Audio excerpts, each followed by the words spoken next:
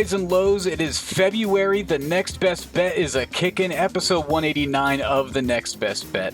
I'm Jake with Brett Levy, as always. A little bit of the highs, a little bit of the lows. I went 0-2-1. I got a push, but it wasn't on my pick of the pod, so I'm still winless there. It was Baylor, -5. Oklahoma State played really strong. Baylor did come out with a win, but it had to be in overtime and by a single bucket. Brett, you went with a little bit of a slimmer bet slip, but you did much better.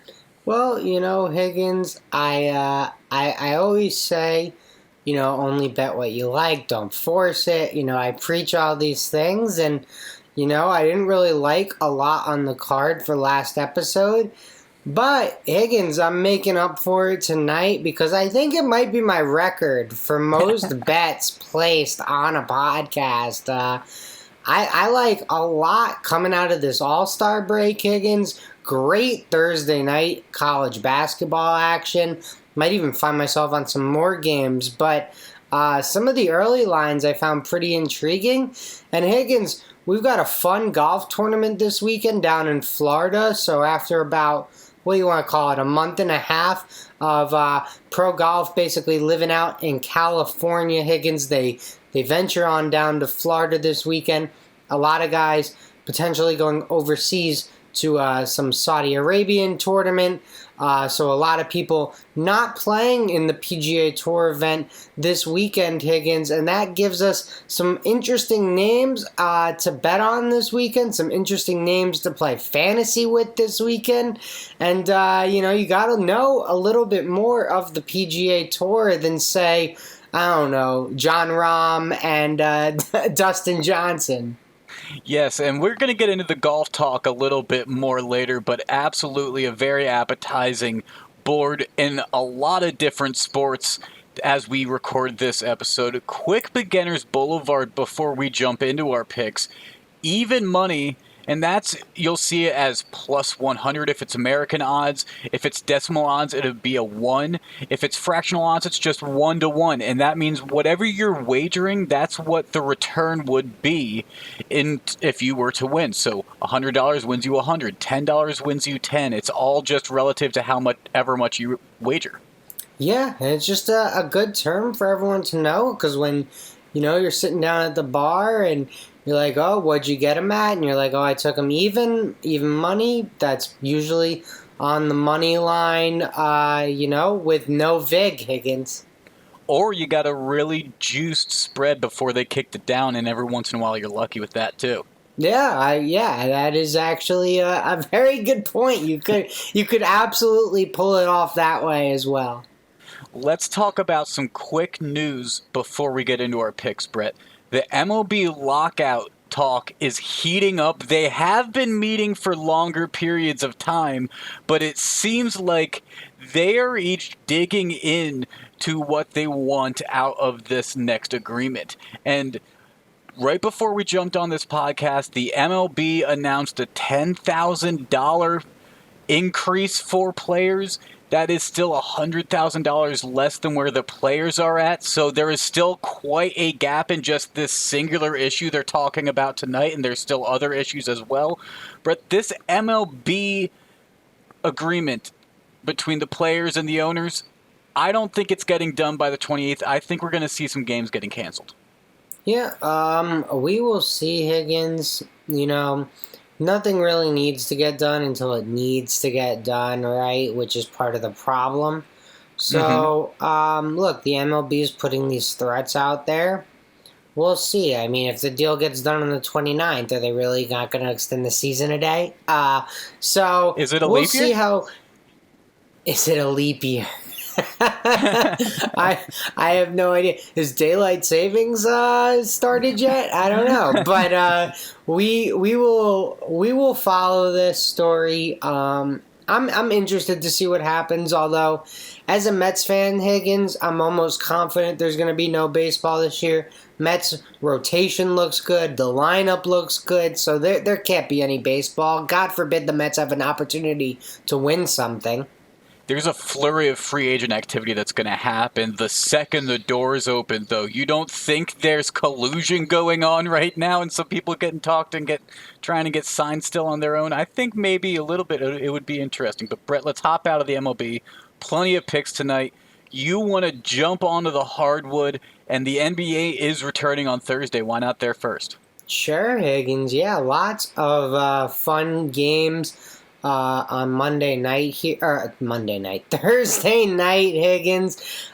Shows you what kind of week it has been for me. I am praying for the weekend, but it is just Thursday here. And look, Higgins, first game on the sportsbook board here on Thursday night, Cleveland at Detroit. Probably not the top watched game on the night. I'm going to guess most people will be tuning in to that Boston Celtics game, maybe. Maybe the late night Warriors-Blazers game. Go see Steph Curry play. Nuggets should be in a good one. I believe the Grizzlies and the T-Wolves play as well, Higgins, if I'm correct on that matchup. So there's some fun games, but I'm focused on this Cavs-Pistons game in part because I think Cleveland will continue their first half success. And look, Detroit, time to start focusing on that draft pick now. We've made it through the All-Star break. Maybe we bench some of our heavy minutes guys, get some of these young guys in there.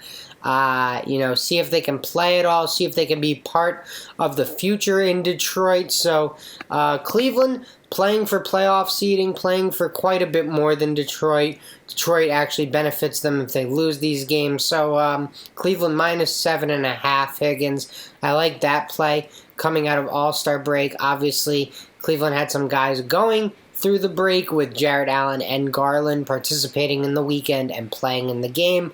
Evan Mobley as well. So, look, maybe they'll be a little more in rhythm in the first half than, say, the Detroit Pistons, who probably had a few more players on the actual break. And then, Higgins, I got one more bet before I throw real it quick. back Cleveland, to you. the third best team coming out of the break against the spread. So you're picking a horse that has also played really well for bettors in Vegas so far. So I'd say that's a strong pick to go, but let's hear your second. All right, fair enough. And then Higgins, back in your old neck of the woods where you previously lived, a previous life for Jake Higgins in the Pacific Northwest, the Warriors are coming to visit, so they'll check in on Medford, let you know how it's going, Higgins, let you know what the weather's like. And look, Warriors are hoping to go to Nike, get some sneakers, get out of there with a nice little dub, and call it a nice little business trip.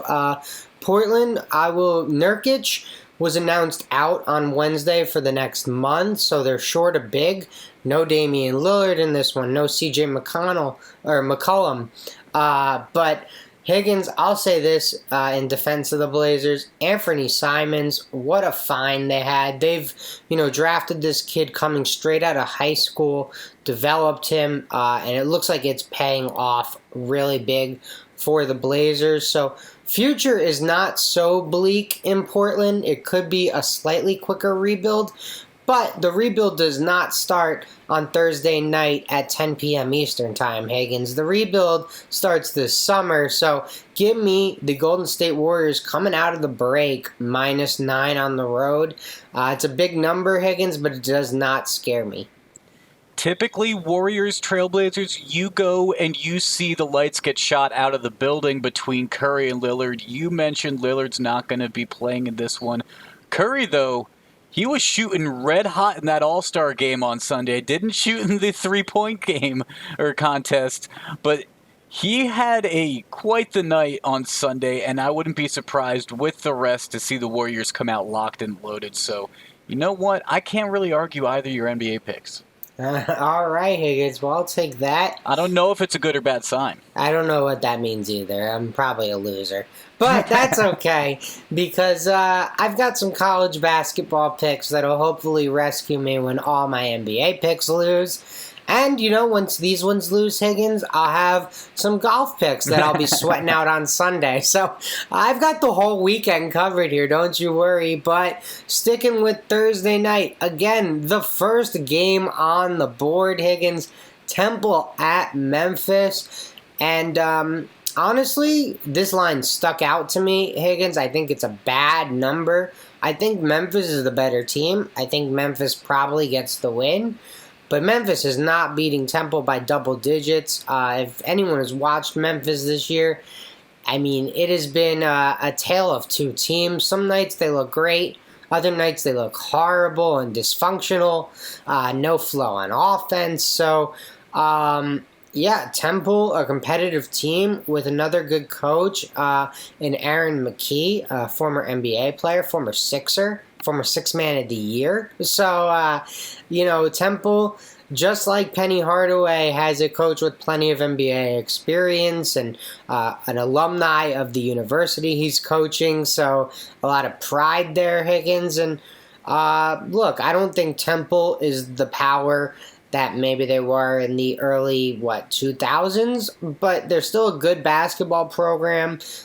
Compete in the Big Five, Higgins. Compete in the A10 in the American Conference. So, look, they're gonna keep this one within double digits. I think. I can't go out on a limb and promise any victories, though, Higgins. Sounds like it should be a good game, though. Hopefully.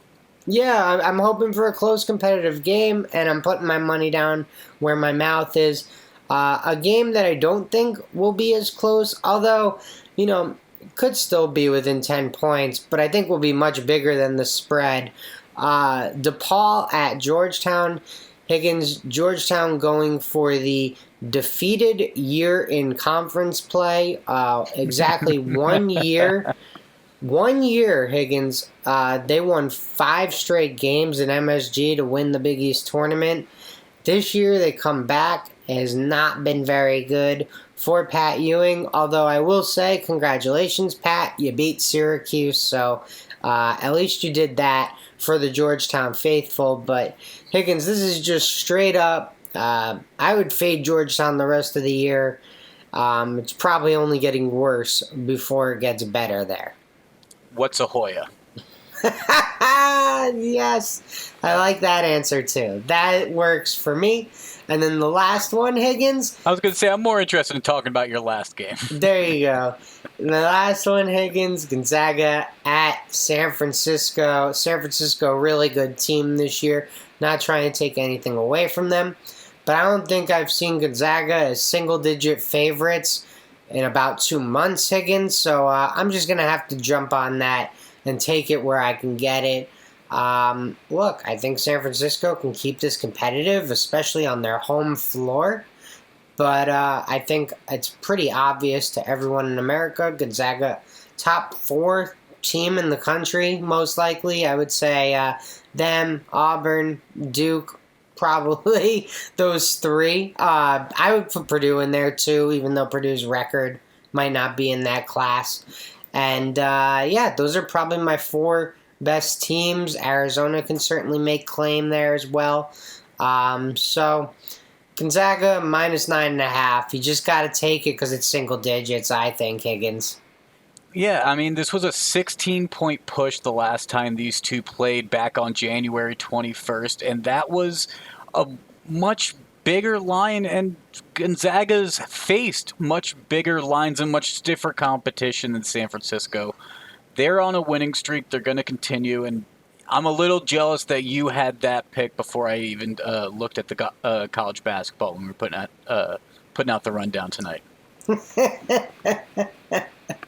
I'm sorry, man. Well, how about I make it up to you? I'll let you take any hockey game you want. I won't pick a single hockey game. How about that? Any hockey game? Like, I can pick multiple hockey games? You could pick every hockey game on the board. I have no idea how many are on the board, but go for it, Higgins. Pick them all. All right. Well, I got 4 picks on 3 games, and we're going to start off with the Columbus Blue Jackets facing off against the Florida Panthers. A Florida Panthers team that has embarrassed these Blue Jackets the 2 times they have played already so far. A 8-4 win and a 9-2 win. So the Panthers, they got to be strolling in high. This is a home game for the Panthers. They got to be overlooking the Blue Jackets by a mile. And that's why Blue Jackets plus 1.5 at plus 135 is sitting where it's at. And I'm going to take the bait because it is juicy plus 135, a single-digit win. The Blue Jackets need to come into this fired up. They are approaching the time that they really need to step up in the Metro Division and get some wins and climb back up in points and be in contention. So they need to, one, keep this close, at least go to overtime, if not get a win, to try to escape with a point. So plus 1.5 and plus 135, I think is just fantastic value, and I can't give it up. All right, yeah, fair enough, Higgins. I will say Florida, probably one of the 2 best teams in the East right now this year. So fading them is tough, but 1.5 goals, I definitely get it. You think Columbus has all the reasons to come out and fight and play them tough, and Florida could be a little soft in this one. I definitely see the logic there. And Nashville did just get a win against the Panthers, so they are beatable. They are beatable. Who knows? Kick them while they're down potentially, or just escape from a tough game. Keep it close. The next one, I don't know if this is going to actually be close, but the book's saying it's close because it's a rivalry division game. I talked about the Metro Division. We got the Caps. We got the Rangers. Brett, I know you love this matchup. I mean, Ovi versus Lundqvist was always very fun to watch. King Lundqvist has his jersey hanging in the rafters now. It's watching this go on in MSG. And you know what? I think the Caps are going to come in to Madison Square Garden, and they're going to get a win. They're going to get an upset plus 110. So I'm taking another plus money bet. That's 2 for 2 right now. Last bet, Brett. This is a 2 for... Sorry, what? What do you think about this, Higgins? I'm just going to raise this into the rafters really quick and just put that up into the rafters.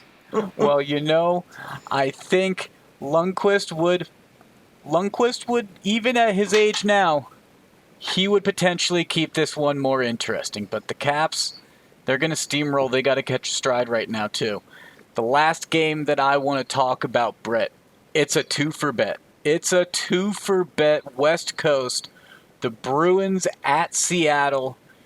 The Kraken just came off a rough road skid, and they got a loss at home. You know what? They are going to still continue to have this tough road skid for a little bit because they're going to face some quality competition. But they have been money makers on the over. So I'm taking over 6 at plus 105. It offers a push opportunity. I'm going to take it. I'm also going to take the Bruins minus 1.5 at plus 120. Now, this is where this bet looks a little bit more insane, Brett, because the Bruins are the worst team in the NHL against the puck line. However, them on the road against the puck line, they're 13-10.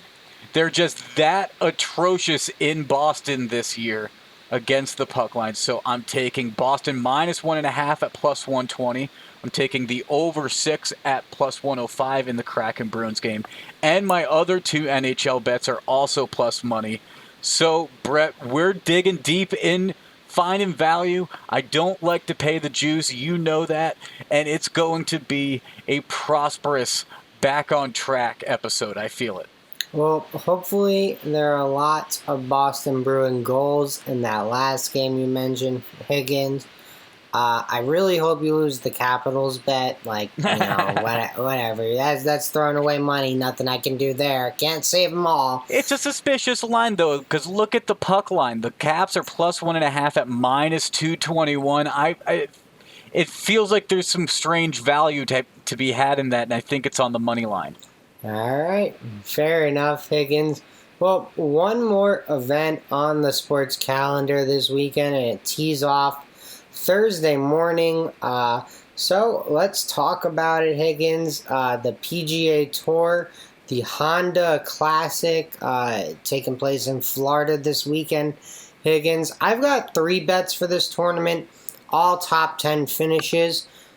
Billy Horschel is a guy who I'm sure a lot of people will be on this weekend. Very good at gaining strokes off the tee. Well, actually, kind of been consistent off the tee.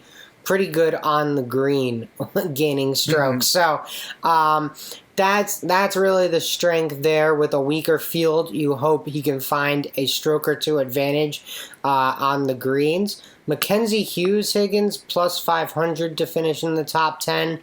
Look, he's a guy that's a bit up and down, but finds himself on some leaderboards in some deep fields, Higgins. So I feel like the plus 500 value in a weaker field, it feels pretty good to me. And CT Pan, another guy, just a really consistent golfer. Sung Jae Im is the favorite this weekend, Higgins, or at least the betting favorite, you know.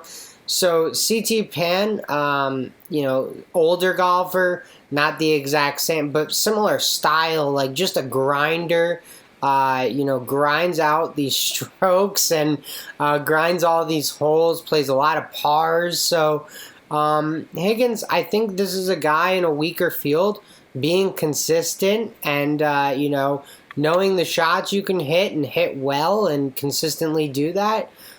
You might find yourself closer to the top. Some of these people might be taking more risks. Some of them are much more, there's a lot more variance in their outcomes, right? Like a guy like Ricky Fowler, sure he could win it, but he could finish dead last. CT Pan is not a guy I'm looking to finish in dead last. So hoping consistency is the key here. But Horschel's the guy, Higgins, of all 3. If you're going to bet on a guy to win, I would go Horschel, but I like all 3 top 10, finishing the top 10. And look, if Pan or Hughes hits for me, Higgins, it covers the other 2 wagers. Okay. Well, yeah, if you hit any of your bets, it's going to cover the either 2. If you hit 2 if any 2 get in there, you're gonna have a great weekend, obviously. So I'm rooting for some of those. I'm boosting a little bit back though. I found this odds boost on the Barstool Sportsbook. It's in Pennsylvania. I don't know what other states it's in, but Koepka and Oosthuizen top 20 plus 400. Now, if you look around, Oosthuizen's about minus 120 individually to finish in the top 20. Koepka around plus 100 to finish in the top 20. And this was at 320. It's boosted to plus 400. I'm taking it, even though the last time both of these 2 guys played in this tournament in 2020, they were cut after the first 2 days. Because Brooks Koepka the year before finished tied for second. Oosthuizen has also performed well here before. I think they're going to come back strong in 2022. Neither of them played in it last year, so I think they're going to come back refocused and they're going to play well. Yeah, I definitely am rooting for that outcome, Higgins. So wouldn't be the worst thing if I found that boost here in New Jersey too and hopped on along with you. Sorry if that makes it crash and burn, but I'm rooting for it anyway, Higgins. Might as well throw a little money on it, especially if they're going to give me boosted odds. But let's hop in to the Levy Lock pick of the pod here. Yes, if you jump onto that, at least that's not my pick of the pod. At least that's not my pick of the pod. So, thankfully, we're giving each other enough room. I'm picking a top 20. You're picking 3 top 10s. Potentially, we could all be happy-go-lucky and do well with this. If you jump onto this odds boost, I don't know what happens if one pillar falls. Does the entire building collapse behind it and the golf goes no? I don't know, Brett. I don't know. Maybe I just won't tell you. Superstitious or are you just a little stitious? I think I just won't tell you what I do. Just so won't you'll tell just me. have to Very good. sweat it out. Yeah, you'll just have to sweat it out. Okay. But no wager has been placed yet, Higgins, so you can at least go to bed Wednesday night pretty comfortably. Okay. But hopping into the Levy Lock, pick of the pod, I guess I am still undefeated, although nowhere near perfect, as I do have a push, Higgins. So, I am going to start off in the Big East. I said it earlier, pretty much fading Georgetown from here on out. They're probably playing for next year now, Higgins. So, give me DePaul -3 on the road at Georgetown. DePaul signed a big-time recruit today in Zion Cruz. So, just rolling in the DePaul momentum here, Higgins. Ooh, the DePaul momentum. I like that. You know what momentum I like, Brett? Kraken overs. I bet them back-to-back on back-to-back nights earlier this week. They hit for me. This is something that I was preaching back in December before I moved from Oregon. This is a team that is brand new, and Brett, the expectations, I think, were sky high because of the Vegas Golden Knights and what they were able to do. No one's going to be able to replicate that, obviously, but I think the book might have protected itself for a while. And the Seattle Kraken, I don't think are going to be competitive playoff-wise, but they're entertaining to watch. There's a lot of goals scored, and I don't think the over-unders are being respected fully. I don't see any 6.5 seed. I'm starting to see some of those creep on in some other games. But this one right here, this is at 6, and it's at plus value. Absolutely got to grab it. Fair enough, Higgins. Well, I will be rooting for goals galore in that game for you. Thank you very much. Hopefully we all do well. I need to start doing well, Brett. My 2022 has not gone that well. I'm 3 for 11 and 1, down 9 units, but it's early in 2022 for this podcast, obviously. Brett, you are doing much better though. 7-1 and 1, up 15.46 units. So I'm trying to get like you, my boy. Yeah, well, let me tell you. That's a beautiful number, Higgins, and it makes me sound really smart and great. But I have this bad habit that I gotta kick, Higgins. When my fiance is taking longer than me to get ready for bed, I like going to the casino part of the app, and I do not do so well in the casino part of the app. I think they know I've won on the sportsbook part of the app, and they're like, oh shit, we should take some of this money back. So, of those 15 units, Higgins, haven't seen very much. Maybe we need to be keeping you at the sports book and away from the tables. Absolutely. But make sure to follow us on social media at NBBPod on Twitter, at NextBestBet on Instagram, and the Next Best Bet Facebook page and YouTube channel. This has been episode 189 of the Next Best Bet. For Brett, I'm Jake. We'll talk to you guys again after the weekend.